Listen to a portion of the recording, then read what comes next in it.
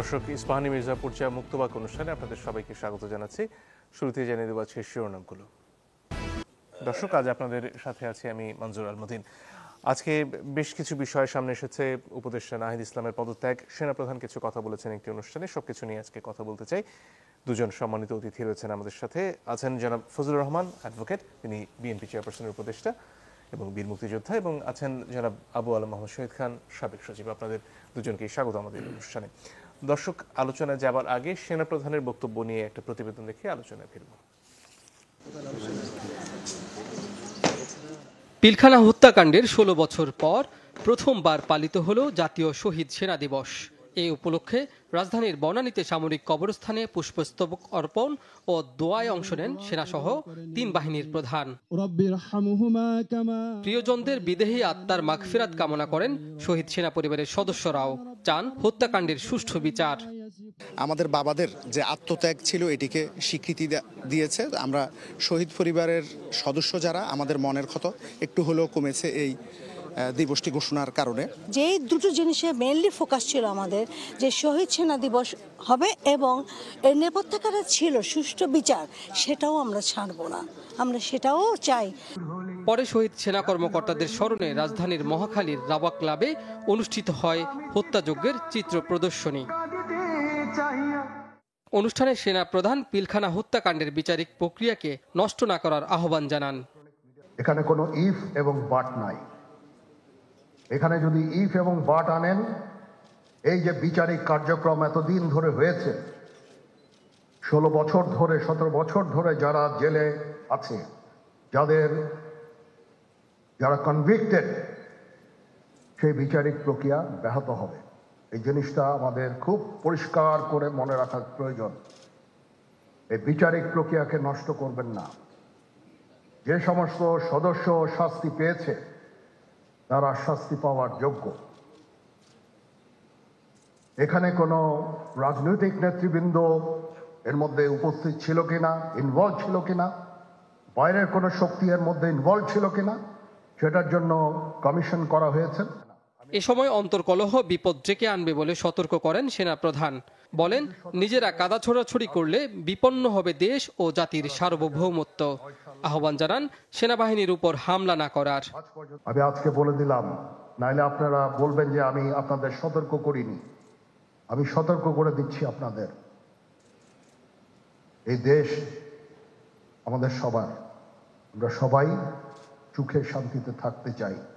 আমরা চাই না হানাহানি, কাটাকাটি, মারামারি। সেই উদ্দেশ্যে আমি কাজ করে যাচ্ছি, আমরা কাজ করে যাচ্ছি। আমাদের সেনাবাহিনীর প্রতি আক্রমণ করেন না। আপনারা যদি নিজেদের মধ্যে ভেদাভেদ ভুলে একসাথে কাজ না করতে পারেন, নিজেরা যদি কাদা ছোড়াছুড়ি করেন, মারামারি কাটাকাটি করেন, এই দেশ এবং জাতির স্বাধীনতা, সার্বভৌমত্ব বিপন্ন হবে। অনুষ্ঠানে ডিসেম্বরে নির্বাচনের তারিখ ধরে সেনাবাহিনী সরকারকে সহায়তা করছে বলে জানান জেনারেল ওয়াকারুজ্জামান। বলেন, দেশ ও জাতিকে ভালো অবস্থানে রেখে ফিরতে চান সেনানিবাসে। দেশে একটা ফ্রি, ফেয়ার অ্যান্ড ইনক্লুসিভ একটা ইলেকশনের জন্য দিকে ধাবিত হচ্ছে, এবং তার আগে যে সমস্ত সংস্কার করা প্রয়োজন অবশ্যই সরকার সেদিকে খেয়াল করবেন। আমি যতবারই ডক্টর ইউনূসের সাথে কথা বলেছি, he completely agrees with me. There should be free, fair and inclusive election, and that election should be within December or close to that. যেটা আমি এর প্রথমেই বলেছিলাম যে 18 মাসের মধ্যে একটা ইলেকশন। আমার মনে হয় যে সরকার সেদিকেই ধাবিত হচ্ছে। আমি চাই দেশ এবং জাতিকে একটা সুন্দর জায়গায় রেখে আমরা সেনানিবাসে ফেরত আসবো। চলমান আইন শৃঙ্খলা পরিস্থিতি নিয়েও কথা বলেন সেনা প্রধান। আজকে পুলিশ সদস্য কাজ করছে না, এটা বিশাল বড় কারণ হচ্ছে অনেকের বিরুদ্ধে মামলা, অনেকে জেলে। RAB, BGB, DGFI, NSI panic. বিভিন্ন দোষারোপ, খুন ইত্যাদি তদন্ত চলছে। অবশ্যই তদন্ত হবে, দোষীদের বিচারের আওতায় আনতে হবে। এমনভাবে কাজটা করতে হবে যেন এই অর্গানাইজেশনগুলো আন্ডারমাইন না হয়। এই অর্গানাইজেশনগুলোকে যদি আন্ডারমাইন করে আপনারা মনে করেন যে দেশের শান্তি শৃঙ্খলা বিরাজ করবে, সবাই শান্তিতে থাকবেন, এটা হবে না, সেটা সম্ভব না। কাজী ফয়সাল। জনাব ফজলুর রহমান, আপনার কাছে আসতে চাই। অনেকগুলো প্রসঙ্গ এখানে এসেছে। এক, নিজেদের মধ্যে কাদা ছোড়াছুড়ি বন্ধ করা, আরেকটি হচ্ছে গিয়ে পুলিশ থেকে শুরু করে ডিজিএফআই, এনএসআই এইসবের ব্যাপারে যে প্রশ্নগুলো এসেছে, গুম এর কথাও তিনি বলেন, সেগুলোর বিচার প্রক্রিয়াটা এমনভাবে করতে হবে যাতে এই সংগঠনগুলো আন্ডারমাইন্ড না হয় তার ভাষ্য অনুযায়ী। আপনার কি মনে হয়েছে এই বক্তৃতাটা শুনে? আপনাকে অসংখ্য ধন্যবাদ। যারা আমাদের কথা শুনছেন বাংলাদেশে এবং বাইরে, সবার প্রতি আমার সালাম, আসসালামু আলাইকুম।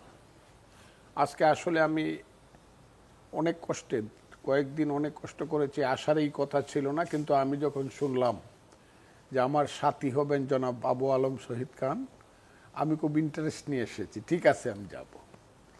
উনি সাবেক সচিব শুধু না, উনি একসময় ছাত্রনেতা ছিলেন, ভিপি ছিলেন, ছাত্র রাজনীতিতে অনেক অবদান রেখেছেন। কাজে ওনার প্রতি আমার শ্রদ্ধাবোধ অনেক বেশি।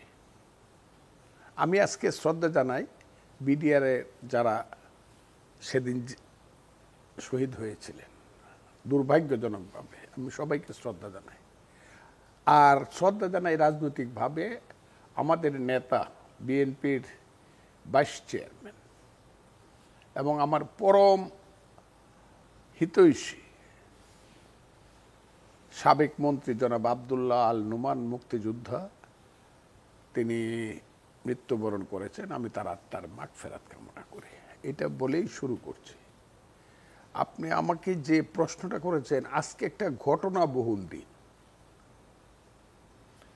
বিডিআর হত্যাকাণ্ড থেকে ধরে তার বিচার, এটা তো আছেই, রাষ্ট্রীয়ভাবে পালন করা হচ্ছে, যেটা আমরা সবাই দাবি করেছিলাম। তাছাড়া এদিনকে কেন্দ্র করে বাংলাদেশ সেনাবাহিনীর যিনি প্রধান দায়িত্বে আছেন, জেনারেল ওয়াকারুজ্জামান, প্রধান সেনাপতি, উনি যে বক্তব্য জাতির সামনে রেখেছে, আমার মনে হয়েছে এই বক্তব্যটি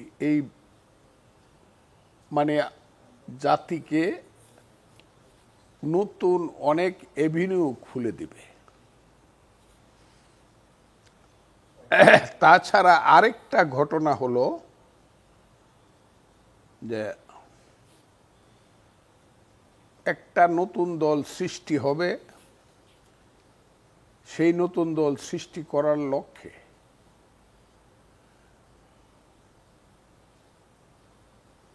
মন্ত্রিসভা বা উপদেষ্টার দায়িত্ব ত্যাগ করে একজন যুবক, তার নামটা বোধহয় জনাব নাহিদ, তিনি আজকে পদত্যাগ করেছেন এবং পদত্যাগ করার সঙ্গে সঙ্গে উনি প্রধান উপদেষ্টার সঙ্গে দেখা করেছেন, কোলাকুলি করেছেন। এটা পদত্যাগটা মনে হয়েছে, যা এটা পরে বলবো। আবার ইতিমধ্যে তিনি প্রধান উপদেষ্টার মাধ্যমে তার পিআরও বোধহয়, উনি আবার তাকে আগামী দিনের প্রধানমন্ত্রী হিসাবে সম্বোধন করেছেন। তাহলে বোঝা গেল এই সরকার কাকে প্রধানমন্ত্রী চায়, তাদের মনের আশা কি হবে পরে, এটা পরে। এই ধরনের কতকগুলো ঘটনা আজকের দিনে, এই 25শে ফেব্রুয়ারি, যে ফেব্রুয়ারি মাসে আমাদের শহীদেরা রক্ত দিয়ে, জীবন দিয়ে 47 সনের যে জাতীয় চেতনা, মুসলিম জাতীয়তাবাদের বিরুদ্ধে আবার বাঙালি জাতীয়তাবাদের, ভাষাভিত্তিক বাঙালি জাতীয়তাবাদের উন্মেষ ঘটিয়েছিল, সেই মাস আজকে এখনো রয়ে গেছে। 21শে ফেব্রুয়ারি চলে গেছে। আমি একদিনের জন্য, আমার কানে বাজে নাই আমার ভাইয়ের রক্তে রাঙ্গানো 21শে ফেব্রুয়ারি, আমি কি ভুলিতে পারি? আমার মনে হয়েছে আমি বোধহয় কবরে ছিলাম বাংলাদেশে ফেব্রুয়ারি মাসে। তা না হলে অন্তত ফেব্রুয়ারি মাসে 1 তারিখ থেকে 28 তারিখ পর্যন্ত আমি অন্তত 2800 বার এই গানটা শুনতাম, নিজেও শুনতাম, অন্যদের কাছ থেকেও শুনতাম। এইটাও চলে গেছে। তো এই যে ঘটনাগুলো চলতেছে, আজকে প্রথম এবং প্রধান ঘটনা হলো, আমি 10 বছর আগে একটা টক শো করছিলাম, যেমন আপনি আজকে বসে আছেন, সেই সময় 14 সনে সিলেট মেয়র ইলেকশনের পরে পীর হাবিবুর রহমান, যিনি এখন আল্লাহ তাকে প্রয়াত একজন বিখ্যাত সাংবাদিক ছিলেন, তার সঞ্চালনায় একটা টক শো করেছিলাম। আমি বলেছিলাম আওয়ামী লীগ একটি অভিশপ্ত রাজনৈতিক দল, ওই 14 সনে। এখন আমি বারবার বলছি, বাংলাদেশ একটি অভিশপ্ত দেশ। এই দেশে বারে বারে জনগণ তার অধিকারের প্রশ্নে আন্দোলন সংগ্রাম করেছে, রক্ত দিয়েছে, জীবন দিয়েছে। রক্তের সাগরে স্বৈরাচারের সিংহাসন ডুবিয়ে দিয়েছে, কিন্তু আলটিমেটলি তাদের ভাগ্যের কোনো পরিবর্তন হয়নি। সবসময় তারা প্রতারিত হয়েছে এবং বঞ্চিত হয়েছে। আজকের এই প্রেক্ষাপটে 5ই আগস্টের যে রক্তের সাগর সৃষ্টি হলো, নতুন চিন্তায়, নতুন ধারণায়, নতুন স্বপ্নে ইউনূস সাহেবের মতো একজন ব্যক্তিত্বকে আমরা বিনা প্রশ্নে, বিনা বাধায়, কোনো ব্যতিক্রম না করে 18 কোটি এক মানুষ এক কথায় মেনে নিলাম যে তিনি যদি আমাদের নেতৃত্ব দেন একটা ইন্টারিম সময়ের জন্য, এই দেশটা বোধহয় একটা সোনার দেশ হবে, ভালো দেশ হবে, ভবিষ্যৎটা আমাদের সামনে উন্মুক্ত হবে, আমাদের অর্থনীতি বিকশিত হবে, আমাদের রাজনীতি সুন্দর হবে, ঘরে ঘরে গ্রামে গ্রামে রাজনীতির উন্মেষ শুরু হবে, গণতান্ত্রিক রাজনীতির। আমাদের এই যে 5ই আগস্টের পরে 6.5 মাস পরে আজকে দাঁড়িয়ে আমাকে বলতে হয়, কি করলাম ভাই, গাজীর গীত গায়া 5 শিকা কামাই করলাম 1.5 টাকা খায়া। এ হলো আজকের বাংলাদেশের অবস্থা। ধন্যবাদ। ফিরবো আপনার কাছে, তার আগে জনাব শহীদ খান আপনার কাছে আসতে চাই।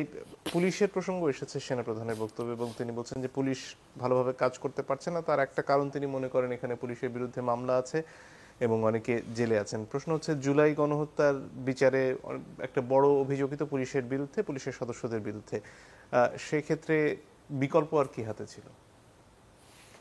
না, আমাদের হাতে বিকল্প তো নেই। সেনাপ্রধান তো বলেছেন যে যাদের বিরুদ্ধে অভিযোগ আছে, গণহত্যার অভিযোগ, গুম খুনের অভিযোগ, সেটা পুলিশ হোক, বিজিপি হোক, সংস্থাগুলো হোক, র্যাব হোক, ডিএফআই, এনএসআই, নাম উল্লেখ করে বলেছেন যে তাদের বিচার হতে হবে।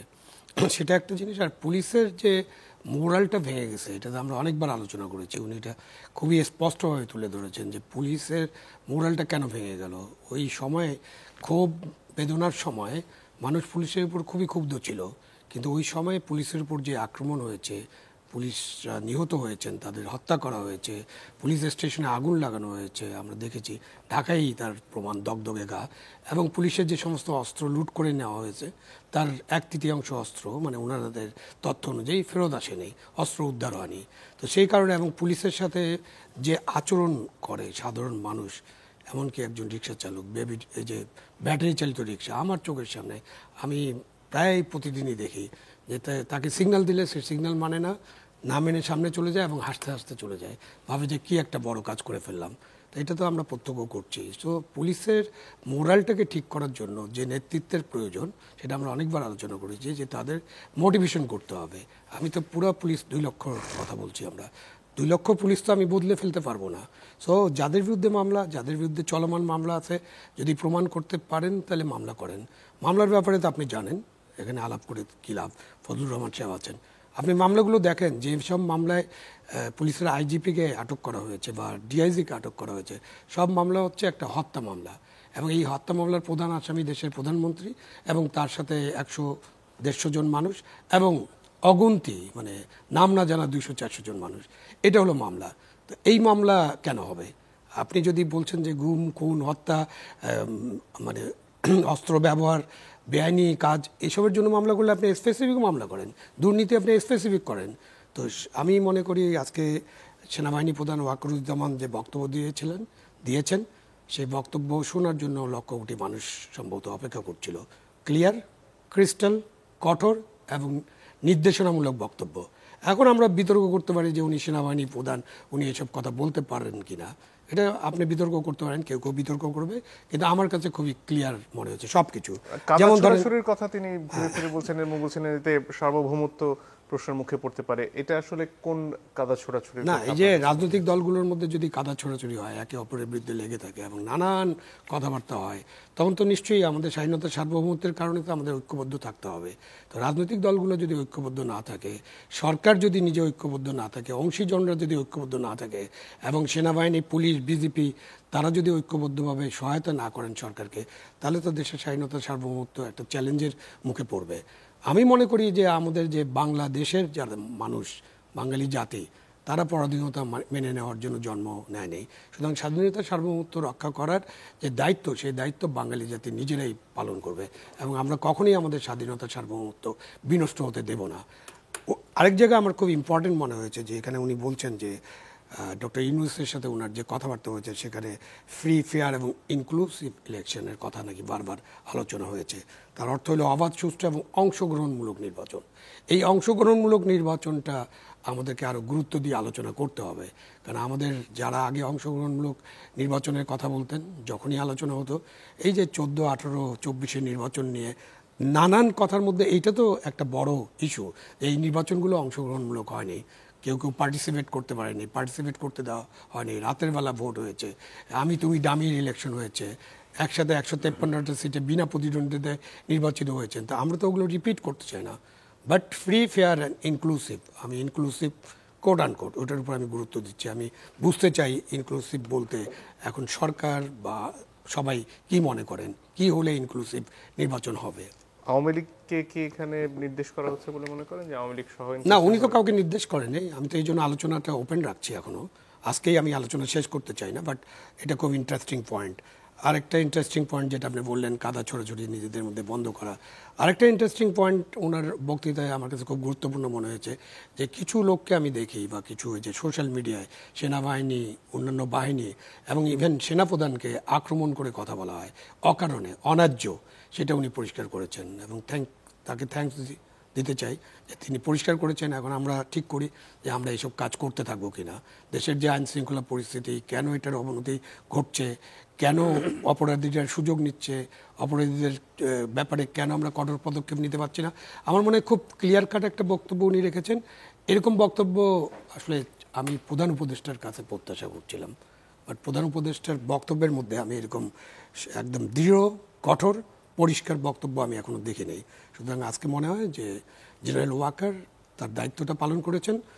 উনি কেন বক্তব্য রাখতে পারেন বা পারেন না এটা নিয়ে আলোচনা হতে পারে, বাট আমি মনে করি যে এই যে 7 মাস যে অবস্থায় চলছে, যেটা ফজলু ভাই বললেন একটু আগে, যে এই যে রাজনীতিতে যে ডামাডোল এবং নতুন দল, অমুক দল, এই স্থানীয় নির্বাচন আগে নাকি জাতীয় নির্বাচন আগে, সংস্কার আগে নাকি নির্বাচন আগে, সব সংস্কার করতে হবে, অনেক আলাপ আলোচনার মধ্যে দিয়ে যে আমাদের বড় ইম্পর্টেন্ট গুরুত্বপূর্ণ যে আইন শৃঙ্খলা পরিস্থিতি, দ্রব্যমূল্য, বেকারত্ব, এইসব জায়গায় যে আমরা কোনো মনোযোগ দিতে পারছি না, সে কারণে এই কঠোর বক্তব্যটার প্রয়োজন ছিল।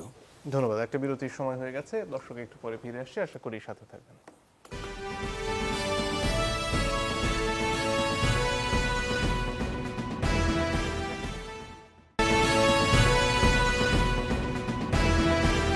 দর্শক, আপনারা দেখছেন ইস্পাহানি মির্জাপুর চা মুক্তবাক। আমরা ফিরে আসবো জনাব ফজলুর রহমান আপনার কাছে।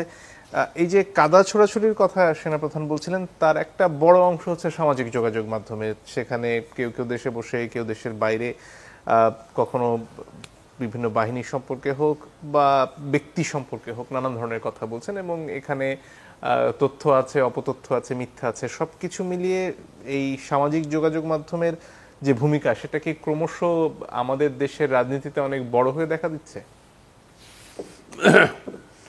আপনি খুব ইম্পর্ট্যান্ট একটা প্রশ্ন করছেন। আমি আপনার কাছে একটু, আমার ভাই যে কথাটা পুলিশ সম্পর্কে বললেন, আপনিও বললেন, খুব গুরুত্বপূর্ণ কথা। পুলিশ আজকে মরালি ডাউন হয়েছে বললে দেশ আইন শৃঙ্খলা পরিস্থিতি কিন্তু নাই বললে চলে। আপনি জানেন আমি উকালতি করি, আপনিও করেন। আমি বিজয় 71 থেকে নামছি নিচে, তো পুলিশ এখানে দাঁড়িয়ে থেকে কারা, যারা ওই জাস্টিস সাহেবদের যারা সিকিউরিটি পুলিশ, একজন এসআই দৌড়ায় এসে আমাকে পায়ের মাঝে জড়ায় ধরছে, ধরে চিৎকার করতে শুরু করছে। এটা অনেকেই জানে ব্যাপারটা।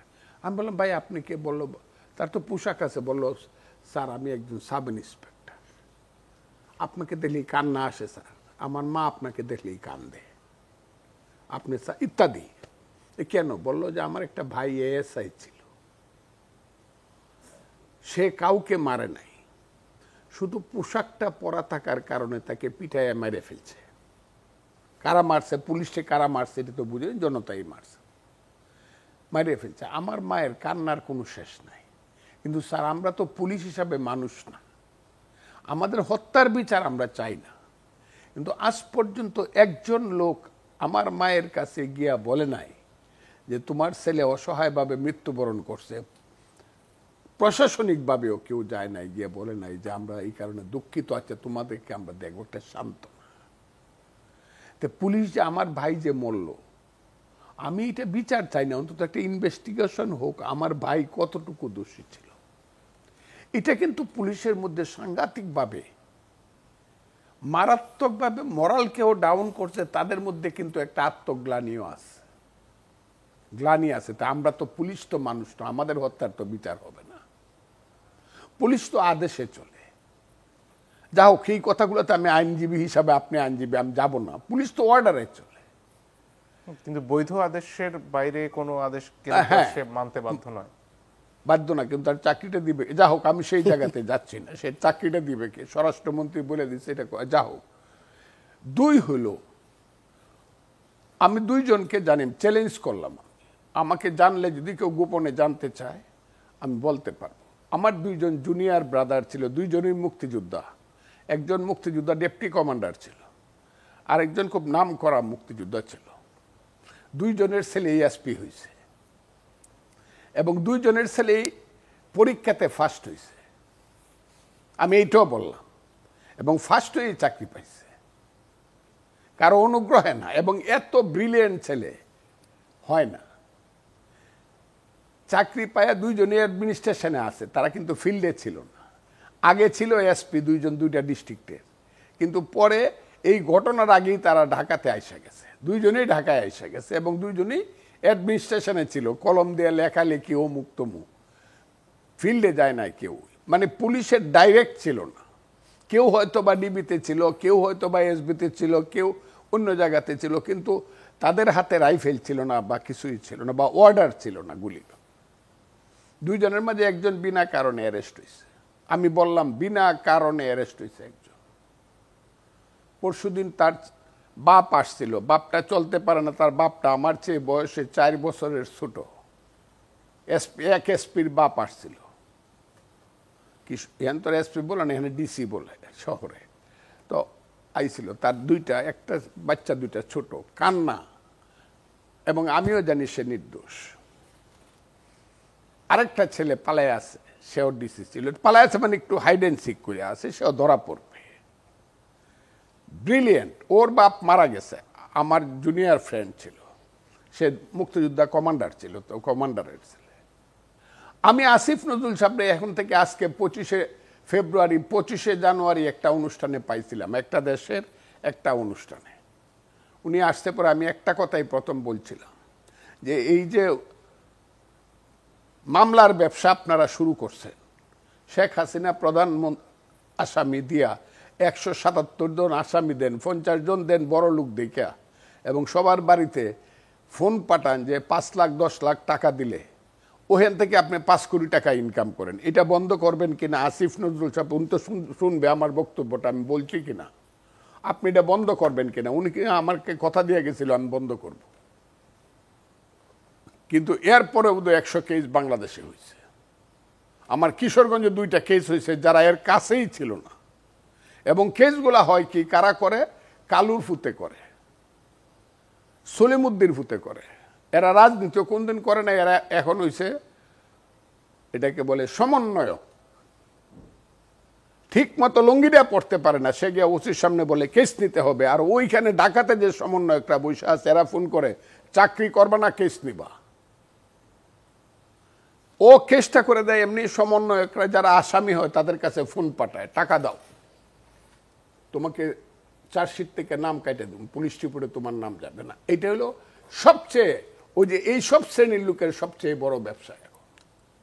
কাজে ওয়াকার সাহেব যে কথা, প্রধান সেনাপতি সাহেব যে কথা, উনি বুঝে শুনে কথাটা কইছে মারাত্মকভাবে বুঝে। পুলিশকে যদি অ্যাক্টিভ করতে হয় তাইলে এই নির্দোষ পুলিশকে দেখতে হবে আগে, তার বিরুদ্ধে ইনভেস্টিগেশনটা করতে হবে, আর সাধারণ মানুষ যারা এদের ব্যাপারেও ইনভেস্টিগেশনটা আগে করতে হবে। আমি আপনি যে প্রশ্নটা আমাকে করছেন আজকের সোশ্যাল মিডিয়া, আমি যে বকা শুনতেছি, আমি যে গালি শুনতেছি, বাংলাদেশে বোধহয় একজন রাজনৈতিক কর্মী এত গালি শুনে না, এবং সমস্ত গালিটা দেয় জামাত শিবিরের লোকেরা। আমি এটা তাদেরকে আমি চ্যালেঞ্জ করলাম, এরা সব জামাত শিবির করে, আমি এটা বলি এরা জামাত শিবির করে, এরা আমাকে গালিটা দেয়। এখনো আপনি দেখবেন এই যে কমেন্টস করবে যে এখানে আমার মা রে তুল্যা কত গালাগালি করে। এই যে লো লেভেলের লোকজনের যে নিকৃষ্ট গালাগালি, জামাত তো ক্ষমতায় যাইতে চায় এবং ইসলাম ধর্মের নামে তারা পলিটিক্স করে। ইসলাম ধর্ম কি এই ধর্ম যে ফজলুর রহমানদের মতো লেভেলের লোকজনকে এইরকম নিকৃষ্ট গালাগালি করার শিক্ষা দিতে হবে তাদের কর্মীদেরকে? তাদের 2-3 হাজারই, অনেকে বলে 30,000 ইউরো, আমি 2-3 হাজার সব বকাবকি ছাড়া কোনো, এদের কি ভাষা? তাহলে এরা রাষ্ট্র চালায়, এরা আল্লাহর ইসলাম শান্তির ধর্ম পালন করে, এরাই তার নেতা। এই যে গালাগালি শুরু হয়েছে বাহিরের থেকে, আমার কথাটা শুনেন, বাহিরের থেকে আজকের রিয়াকশনটা যে হয়েছে, বাহিরে কিছু লোকজন আছে, এরা হইল বাপ দাদার নাম নাই চান মল্লের বিয়ে, কেমনে গেছে, কিভাবে গেছে, চুরি করে গেছে না পারস্য সাগর না ভূমধ্য সাগর পার হইয়া কেমনে গিয়া কিভাবে হয়েছে। এই দেশে যখন ছিল তাদের নামে চুরি দুর্নীতির কেস ছিল, তারা এখন মহামানব সাজছে। মহামানব সাজছে। এই দেশে কিছু ক্লাস আছে, যে ক্লাসগুলো একদম আমাদের, আমি তাদেরকে ছোট করতেছি না, একদম নিচু শ্রেণীর থেকে উঠে আসছে, একদম নিচু শ্রেণী। যেমন আমি ফজলুর রহমান মনে করেন, এমনও হইতে পারে আমার মা মানুষের বাসায় কাজ করতে পারতো, সেই ছেলে আমি ফজলুর রহমান হইতে পারতাম, এটা দোষের কিছু না। কিন্তু আমি যদি নিজেকে কালচারালি ডেভেলপ করতে না পারি, আমি কিন্তু এই যে আমার মা যে মানুষের বাসায় কাজ করে, এই চরিত্রটা আমার থাকে যাবে এবং আমি অন্যকে এইভাবেই ব্যবহার করব। এই জায়গাটা শুরু হয়েছে আপনার। এরা তাদেরকে কনভিন্স করছে কিসের নামে? ধর্মের নামে। কিছু লোক আছে আমার ধর্ম করে না, কিন্তু সে ডাক দিলে মনে করে পীর সাহেবে ডাক দিছে। সব মাদ্রাসার থেকে ছেলে পেলে টুপি মাথাতে বাইরে এসে গরু জবাই করে ফজলুর রহমানের বাসার সামনে খাইবো আর ফজলুর রহমানকে মেরে ফেলবো, কারণ ফজলুর রহমান হলো ধর্মবিরোধী। এইটা যে শুরু হয়েছে, এই যে আনকালচার্ড, শুধু আনকালচার্ড না, এই যে এত অসভ্যতা, এত অসংস্কৃতি বা রাজনীতি, এই যে গালাগালি, পরস্পরকে গালাগালি। আমি তো খুব কঠিন কথা বলি, কিন্তু আমি একটা চ্যালেঞ্জ করি, আমি জামাতের বিরুদ্ধে কেন কঠিন কথা বলি? তারা যেদিন বলছে, বা শিবিরের ছেলেরা যেদিন বলছে, বা এই যে ছেলেরা যারা এখন প্রধানমন্ত্রী হইব বলে, এটাও পরে বলবো, যারা যেদিন বলছে যে আমরা 47 আর 24 মানে 71 কিছু ছিল না, তারা যেদিন বলছে সেদিন থেকে আমি, এর আগে তো আমি সব তাদের পক্ষে বলছি, সেদিনই বলছি আরে এরা তো অন্য জিনিস, এত দে আর স্নেকস। তারা বাংলাদেশের মুক্তিযুদ্ধকে যারা স্বীকার করে না, মুক্তিযুদ্ধ হলো বাংলাদেশের মা, মায়ের পেট থেকে দেশ বেরিয়েছে, রক্তাক্ত মুক্তিযুদ্ধ থেকে বাংলাদেশ নামে দেশ, সেটাই আর তুমি বাংলাদেশের, তুমি হইলে বাংলাদেশের কি কয় মন্ত্রী, তুমি হও বাংলাদেশের নেতা। এই কারণে আমি প্রথম শুরু করছি। এরপরে তো আমাকে মারে ফেলবো, কাইটে ফেলবো, জীবন থাকবে না। এখন যখন দেখছে ঢেউ আর উঠে না, এখন যখন বাংলাদেশের মানুষ দেখছে যে না এখনো মুক্তিযুদ্ধ আছে, এখনো মরে যায় নাই বাংলাদেশে, এখনো মুক্তিযুদ্ধের বিপক্ষে বললে মানুষ এখনো প্রতিবাদ করে, তখন কিছু মুক্তিযুদ্ধ একটা আছে, এটা হয়েছিল, আমরা এটাকে বাদ দিতে চাই না। এখন গলা ঠান্ডা সবাই কয়। যারা এক সময় বলছে এই সব বাদ দেন, এই দেশে হিজবুত তাহরিরের আদর্শ বাস্তবায়ন করব, শরিয়া আইন বাস্তবায়ন ইত্যাদি ইত্যাদি, মেয়েরা 5 ক্লাসের বেশি লেখাপড়া করতে পারবে না আফগানিস্তানের মতো, যারা একদিন গিয়ে ওই যে পার্কে গেলে পরে মেয়েদেরকে বলে কালকে হিজাব না পড়লে পার্কে আইসো না, যারা হিজাব বন্টন করতো ওরা এখন একটু থামছে। তো এখন আমি হিজাব যারা পরে এদেরকে খারাপ নয়, উনি আমার মা। আবার হিজাব না পরে যে ছেলে মেয়েটি সেও আমার বোন। আমি পোশাক কে কি পরবে এটা নিয়ে আমি পলিটিক্স করি না, তো দেশকে তো আমি এই জায়গাতে নিতে চাই না। এটা প্রতিবাদ করলে পরে এমনি দেখবেন বলতেছে ফজলুর রহমান ধর্ম মানে না। এই যে মৌলানা সাহেব একজন আছে, আমি নামও বলতে পারি, তারা মুফতি, নট মুফতি আর আমিনুল হক, আরো মুফতি আছে, ওয়াজ করে। আমার নামটা যেটা বলে এটা আমি এখানে সারা দেশকে আর বলতে চাই না। জি। তো এইভাবে যখন শুরু হয় আপনার সোশ্যাল মিডিয়াতে, এই সোশ্যাল মিডিয়া তো দরকার নেই। আমি সবাইকে হাত জোর করে বলি, রাজনীতির কথা বলেন, আমাকে 1000 বার সমালোচনা করেন, আমার ভুল ধরাইয়া দেন, কিন্তু আমার মা বাপ 14 পুরুষ তুল্যা এই ধরনের গালাগালি করেন না, যাতে মানুষ মনে করে রাজনীতি হইলো এই শ্রেণীর লোকেরা করে। জি, ধন্যবাদ। জনাব আবু আলম শহীদ খান, আপনার কাছে ফিরে আসি। এই যে জুলাই অভ্যুত্থান, সেখানে সামাজিক যোগাযোগ মাধ্যমের যে ভূমিকা ছিল, সেখানে যেভাবে মানুষকে একত্র করতে সামাজিক যোগাযোগ মাধ্যম ব্যবহার হয়েছে, সেটা যেমন অনস্বীকার্য, একই সাথে এর পরবর্তী সময়ে বিভ্রান্তি ছড়ানো, গুজব ছড়ানো, এগুলোতেও সামাজিক যোগাযোগ মাধ্যম এখন ব্যবহৃত হচ্ছে নানানভাবে। কিন্তু এখনকার রাজনীতিতে যে প্রভাব, সেটা অস্বীকার করার উপায় নেই, বা সেটা বন্ধ করে দেওয়ারও কোনো সুযোগ এখনকার বিশ্বে নেই। সেক্ষেত্রে আসলে মূলধারার রাজনীতি বা যেটাকে সুস্থ ধারার রাজনীতির চর্চা, সেটার ব্যাপারে এগিয়ে যাওয়ার রাস্তাটা কি এই সব কিছু নিয়েই?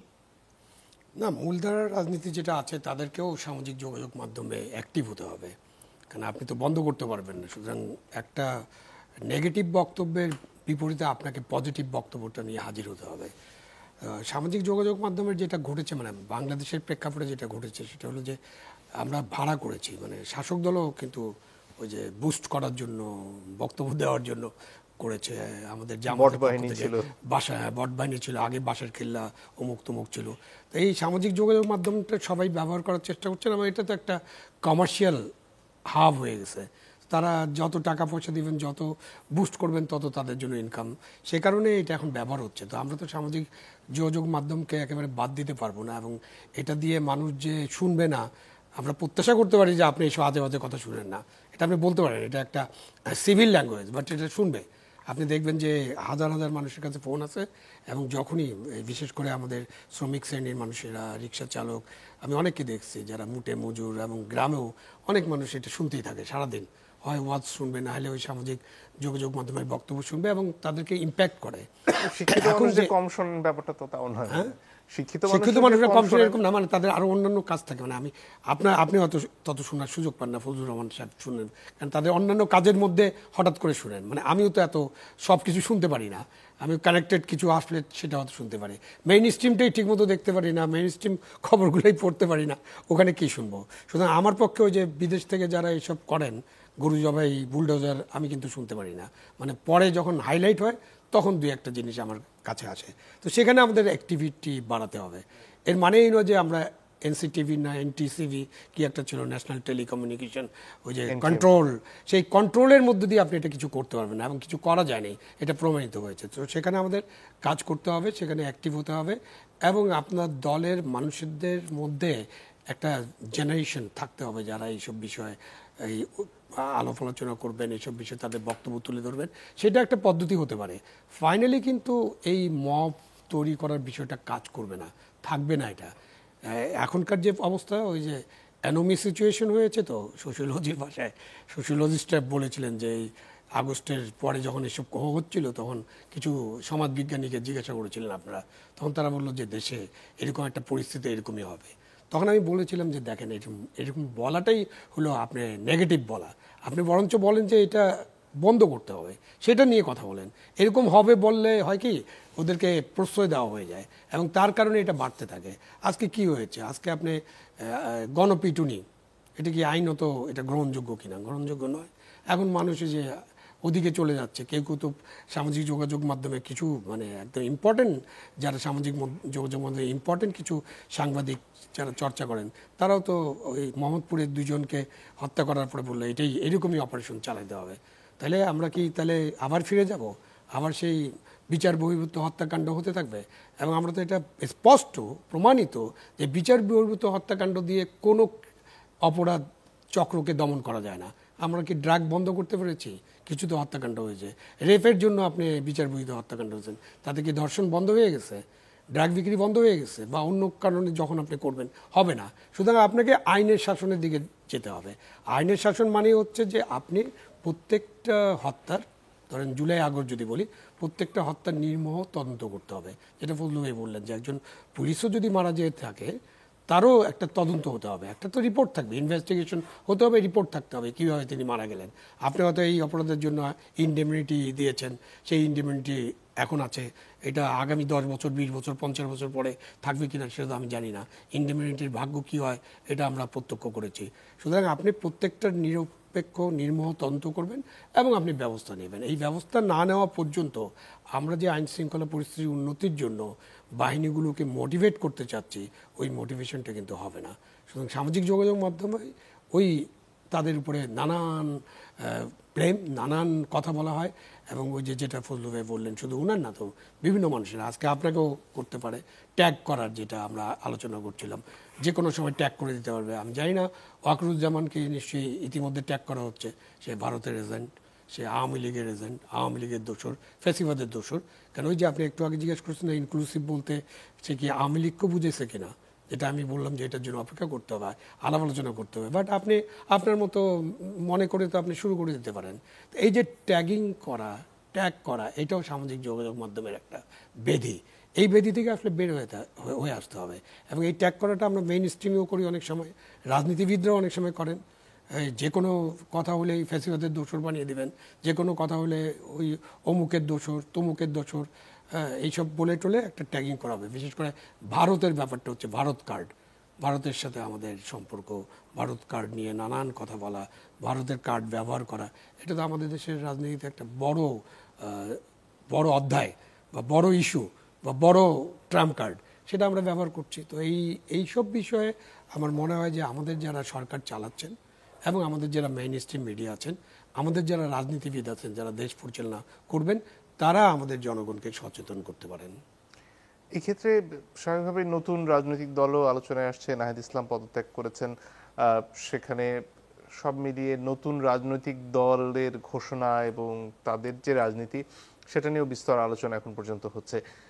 এই যে সামনে নির্বাচন এই বছরের শেষে অথবা সামনের বছরের শুরুতে, সেখানে নতুন রাজনীতির প্রভাব কি থাকবে? এবং বিএনপি এবং জামাতের যে পরস্পর বিরোধী অবস্থান এখন, যেটা খানিকটা আভাস জনাব ফজলুর রহমান একটু আগে দিলেন, সেটারই বা পরিণতি কি হতে পারে?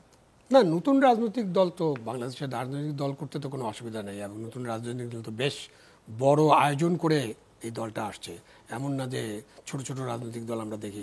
অলরেডি 16টা রাজনৈতিক দল নাকি জন্ম হয়েছে, উদিত হয়েছে বা প্রস্ফুটিত হয়েছে। তো এটা তো ধরেন আমাদের 60-65টা রাজনৈতিক দল আছে এখন, তার মধ্যে এটা নতুন রাজনৈতিক দল। এবং তারা যেভাবে আয়োজন করছেন তাতে বোঝা যাচ্ছে যে তারা একটা ব্যাং সিচুয়েশন করে রাজনৈতিক দলটা ঘোষণা করবেন। যেহেতু আওয়ামী লীগ এখন মাঠে নাই, সো নতুন রাজনৈতিক দল ওই সম্ভাবনার জায়গাটা দেখবেন যে ওখানে কোনো জায়গা আছে কিনা, মানুষ তাদের কথাটা কতটা শুনবে, তাদের ঘোষণাপত্র কি, তাদের লক্ষ্য কি, তাদের উদ্দেশ্য কি, তাদেরকে কারা নেতৃত্ব দিচ্ছেন, এটা তো ডিসাইড হবে ইলেকশনের মধ্যে দিয়ে। সেই জন্য দরকার একটা নিরপেক্ষ নির্বাচন, স্বচ্ছ উৎসবমুখর নির্বাচন, ইনক্লুসিভ নির্বাচন, সবাই নির্বাচন করুক। নির্বাচনের মধ্য দিয়ে জনগণ তাদের পছন্দ নিশ্চয়ই বেছে নিতে পারবে। এই মুহূর্তে নতুন রাজনৈতিক দল গঠন হওয়ার পরপরই নতুন একটা রাজনৈতিক দল রাষ্ট্র ক্ষমতায় চলে আসবে এরকম আমি মনে করছি না, আজকে মনে করছি না। বাট আরও তো সামনে নির্বাচন পর্যন্ত 6 মাস 7 মাস সময় থাকতে পারে, 8 মাস 9 মাস। এই 9 মাসে 10 মাসে তারা কতটুকু ডেভেলপ করেন সেটা দেখতে হবে। বিএনপি খুব সুবিধাজনক অবস্থানে আছে, বিকজ বিএনপি তো অলরেডি 91-2001-এ ক্ষমতায় ছিল। এবং বিএনপির যে পার্টির যে তৃণমূল পর্যায় পর্যন্ত তাদের যে লোকজন আছেন, তারা যেভাবে বিস্তৃত, তাদের বিএনপি একটা ভালো পজিশন আছে। বাট বিএনপির কিছু সমালোচনা আছে। 5ই আগস্টের পরে বিভিন্ন জায়গায় চাঁদাবাজি ও অন্যান্য অনেক বিষয় বিএনপিকে দোষারোপ করা হয়। আবার বিএনপি নেতৃত্ব থেকে বলা হয় যে আমাদেরকে অযথাই টার্গেট করে দোষারোপ করা হয়। সো সেই সব জায়গাগুলো বিএনপি নিশ্চয়ই ঠিকমতো দেখবে। জামাতে ইসলামীকে আমার কখনোই মনে হয়নি যে তারা সরকার গঠন করতে পারবে। আগে তো মনে হয়নি, এখনও মনে করার কোনো কারণ নাই। জামাতে ইসলামী যে রাজনীতি করে তাদের যদি সরকার গঠন করার মতো রাজনীতি এটা যদি অ্যাকসেপ্ট করতো মানুষ, তাহলে প্রথম পাকিস্তানেই তাদের সরকার গঠন করার সুযোগ ছিল, কেন পাকিস্তান তো একটা ইসলামী প্রজাতন্ত্র। তো সেখানেই যখন তারা কখনোই সরকার গঠন করতে পারেনি, তো বাংলাদেশে সরকার গঠন করতে পারবে এরকম মনে হয় না। বাট তারা যেটা চেষ্টা করবেন সেটা হলো তারা একটু পার্লামেন্টে আরও বেশি সংখ্যক আসন নিয়ে একটা প্রভাব বিস্তার করার চেষ্টা করবেন। এখন তো তারা বিলো 10 মানে সিঙ্গেল ডিজিটে আছেন, তারা হয়তো চেষ্টা করবেন একটু ডাবল ডিজিটে পৌঁছার। তো নতুন রাজনৈতিক দল জামাতে ইসলাম, বিএনপির এই অবস্থা দেখতে পাচ্ছি। সামনে অপেক্ষা করি, আমরা দেখি তাদের কথাবার্তা জনগণ কিভাবে নেয়। জনগণ ডিসাইড করবে, ফ্যাক্টর তো জনগণকে ডিসাইড করতে দিতে হবে, এবং জনগণ যাতে ডিসাইড করতে পারে সেরকম একটা পরিবেশ তৈরি করতে হবে। জি, ধন্যবাদ। জনাব ফজলুর রহমান, আপনার কাছে ফিরে আসি। বিএনপি এবং জামাত দীর্ঘদিনের জোট সঙ্গী, একসাথে সরকার গঠন থেকে শুরু করে বেশ লম্বা ইতিহাস আছে। এরপরে এই মুহূর্তে যে একেবারে পরস্পর বিরোধী অবস্থান, একদল নির্বাচন যত দ্রুত সম্ভব চাচ্ছে, আরেক দল বলছে এখন নির্বাচন দিলে সেটা সংস্কারকে গলা টিপে হত্যার মতন ঘটনা হয়ে যাবে, এই অবস্থানে চলে আসার কারণটা কি? সেটা কি শুধুই নির্বাচন নাকি আরো কোনো বিভেদ আছে এখানে? বিপদ আছে মানে আমি আপনাকে বলি, জামাত একটা মেথডিক্যাল দল সংগঠনের দিক থেকে অনেকে মনে করে, কিন্তু তার রাজনৈতিক অবস্থানের দিক থেকে কিন্তু জামাত বারে বারে চিন্তার দিক থেকে তারা ভুল করে আসছে। এক নম্বর হইল, তারা ইসলামী দল করছিল 1941 সনের 26শে আগস্ট। তাদের নাম মানে দলের প্রতিষ্ঠাতার নাম ছিল মৌলানা আবুল আলা মওদুদী। সেই আবুল আলা মওদুদী 41 সনের দল করে, কিন্তু 47 সনের পাকিস্তানের স্বাধীনতা সংগ্রামকে তারা সমর্থন করে নাই। স্বাধীনতা আবার তারা পাকিস্তান যখন হয়ে গেল, মওদুদী আবার হায়দ্রাবাদ থেকে চলে গেল ওতে, করাচিতে বা পাকিস্তানে চলে গেল। সেইখানে গিয়ে আবার আন্দোলন লাগাইলো, তার ফাঁসির ওয়ারেন্ট হইল, ওই যে বেলুচিস্তানে ইত্যাদি ইত্যাদি হইল। এই রাজনীতিটা করছে। পাকিস্তানের 23 বছরের যে রাজনীতি রেকর্ড, তার পরিণতিতে 1971 সনে বাংলাদেশের মুক্তিযুদ্ধেও তারা বিরোধী অংশগ্রহণ করছে। তারা আলবদর রাজাকার, আল শামস দালাল ইত্যাদি হিসাবে, এবং তাদের যে মূল নেতা ছিল জনাব গোলাম আজম সাহেব, এরা যাদের হয়েছে এরা কেউ আলবদর রাজাকার, কেউ ছিল দালাল, তাদের নাগরিকত্ব পর্যন্ত বাতিল হয়ে ইত্যাদি ইত্যাদি তো আছে। আমি অত বেশি বলতে চাই না, কারণ এটা 54 বছর আগের ব্যাপার। আমি মনে করছিলাম এখন যারা আছেন তারা বোধহয় এটা থেকে শিক্ষা নিয়ে 5ই আগস্টের পরে বা আগে ওই যে বিএনপির সাথে মিলমাল করে বিএনপির ডানার নিচে রয়েছে। বিএনপির ডানার নিচে 91 সন থেকে আশ্রয় নিছে, মধ্যে আবার কিছু মিথ্যে করছে। 96 সনে শেখ হাসিনার সাথে গেছে তত্ত্বাবধায়ক সরকার, আবার 2001 সনে এসে খালেদা জিয়ার সাথে এসে ইলেকশন করে 2 জন মন্ত্রী হয়েছে ইত্যাদি ইত্যাদি। আবার 2008 সনে এসে যখন গলায় ফাঁসির রজ্জু ঝুলছে, তখন সব এসে খালেদা জিয়ার শাড়ির আঁচলের নিচে এসে সন্তানের মতো আশ্রয় নিছে। দেশনেত্রী বেগম খালেদা জিয়া যে কোনো কারণেই হোক বিরোধী দলের নেত্রী হিসাবে তাদেরকে আশ্রয় দিয়ে বাঁচাইছে। এরপরে তাদেরকে মার্কা দিছে, বিএনপির মার্কা, নিজের মার্কা নাই, দলের নাম নাই, 18 সনে মার্কা দিছে। সমস্ত ইলেকশনে মার্কা দিয়ে তাদের রাজনৈতিক অস্তিত্ব রক্ষা করছে। কিন্তু সেটা কি বিএনপির ভুল ছিল? ভুল শুদ্ধটা আমি পরে আসতেছি, কিন্তু কয়লা ধুইলেও ময়লা ছাড়ে না। বিএনপিতে এই ব্যাপারে খুব ঐক্যমত কোনো সময়ই ছিল না, জামাতকে সবকিছু দেওয়া দেওয়া, কিন্তু দিছে।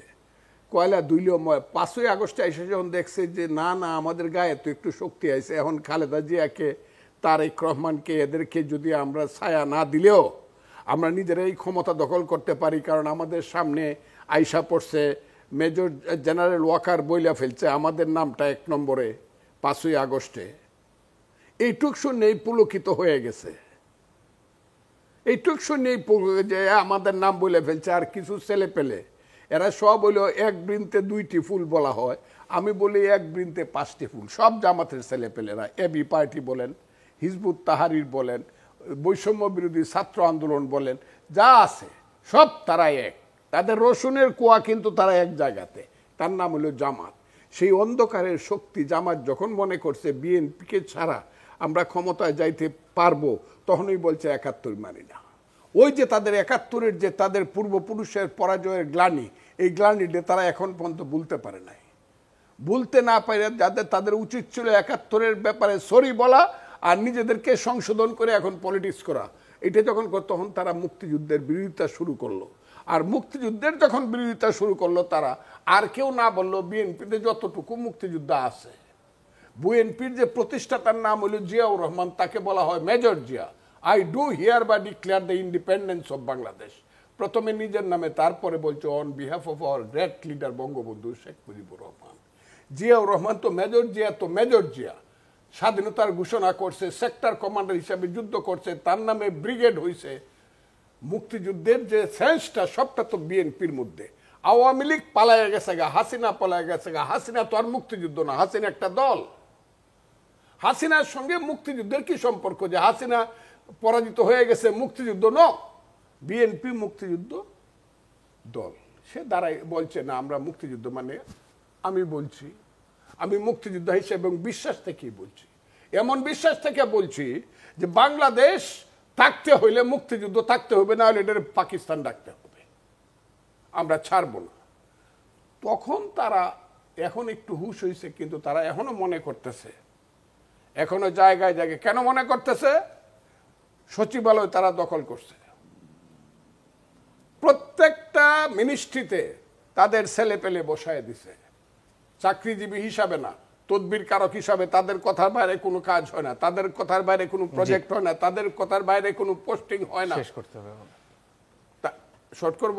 জি, তাদের ভাইস চ্যান্সেলর বসায় দিছে, সব জায়গাতে ইনস্টিটিউশনগুলোতে তারা বসায় দিছে। আরো কমও আর কইতে চাই না, তারা সব নিয়ে নিছে।